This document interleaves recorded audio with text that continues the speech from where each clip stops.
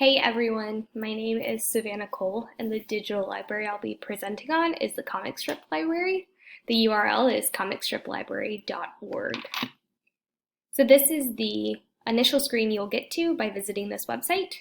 It's the site news section of the website, and on here you can see that the last site news was from 2014, and the first was from 2008.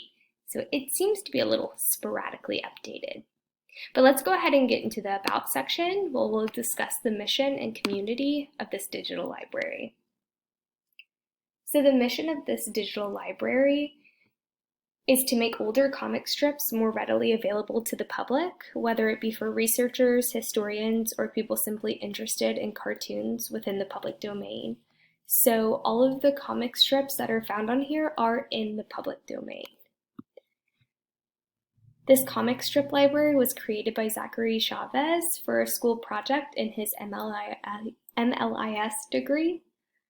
And the reason that he created this was he wanted something similar to Project Gutenberg. Project Gutenberg digitizes public domain works, but does text only. So essentially comic strips are left out. So he wanted to create something for comic strip lovers, and so he did. With that being said, he's the sole creator and contributor to this digital library, so there are no stakeholders, sponsors, partners, or funders. So, since Zach is the only one that adds to this comic strip library, there is the potential that it may not be super sustainable. We can see that in the sporadic news updates. And as we'll see in a little bit, there aren't any contributor spots on this website or in this digital library, essentially because it is a public domain based digital library. And so issues can arise there, right? So the digital library here does not cooperate with other digital libraries. It actually appears that Zachary, as we'll see in a bit, scans in the comic strips and then post them with the metadata. So let's go ahead and see what is in this digital library. So here on the Browse Comics tab, you can browse the comics by year, title, author, character, content.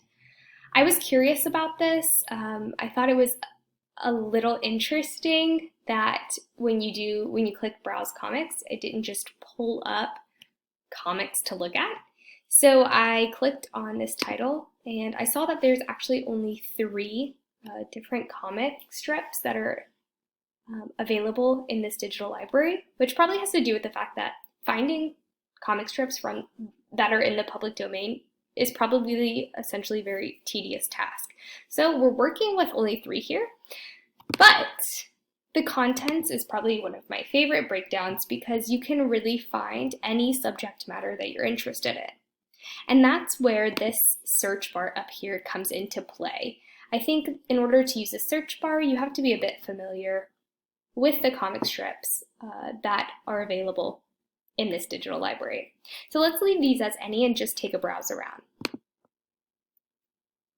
So you'll see that these are organized by the title of the comic strip and then the date it was published. It goes by oldest publication to newest publication within that comic strip before it changes over to another comic strip. So for example, we have 1904 here, Dream of the Rarebit Fiend. We can browse a couple more pages and find that they start to get newer and newer. And then ultimately we'll jump into a new one. This is a new comic strip. It's different than the other one, but the dates even go back to the beginning and continue on for the publication of this comic strip. So let's look at the metadata of one of these comic strips. So when you click on it, this is what it looks like. You can actually hit view high quality image. I really like this feature. I think the digital library is a little older and it looks a little outdated. So to see this high quality image option was really great. So you can click on it and make it really big. And so you can really see all the details.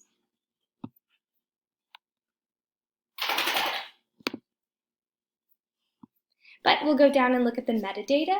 So the metadata listed for each comic strip is the title of the comic strip, the author, the date published with the actual day as well, which I think is a great little feature, the characters that are found in that comic strip, contents, and transcript. We'll find that some of these comic strips have contents and transcripts and others don't. So some will have transcripts but be lacking in contents, which I think is just because this digital library is created and edited by one single person and curated by them. So it can be a bit tricky. So I'm going to show you a little bit how this search feature works. We'll click on it and you'll actually see that hair. I was searching for this earlier just to see how this search bar worked. And we can go into here and I'm just going to click on this one. And there we see the word hair pop up. And unfortunately this one doesn't have contents listed for its metadata, but it does have the transcript. So when we get to the question of whether or not this digital library is part of a physical library, so technically it is not, but with that being said, the creator of this digital library, in order to upload these and make them available, it does require him to scan the comics in, and so he must scan them from a published book. So that gets us to the books and links. He does offer these up to users where he gets all of these comic strips from so that you can go purchase the book yourself if you're interested, which gets us into the copyright statement. So essentially, since he's working with public domain comic strips, he has to be very particular about not putting or not infringing on copyright rules. So to do that, he does give the publications where he gets these comic strips from. The last thing to look at is going to be the contact page. So for the contact page, you can send any questions and inquiries in to the creator and hopefully get a response back. Other than that, there's not much more to this digital library. It's very simple. It's very basic. There are no special apps or hardware or things like that, components that are needed to access this website. It's very simple. It's very easy.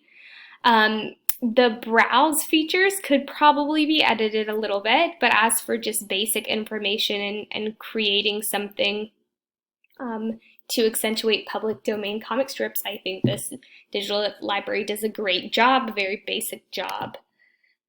And that is it. So you guys go check it out, and thanks so much.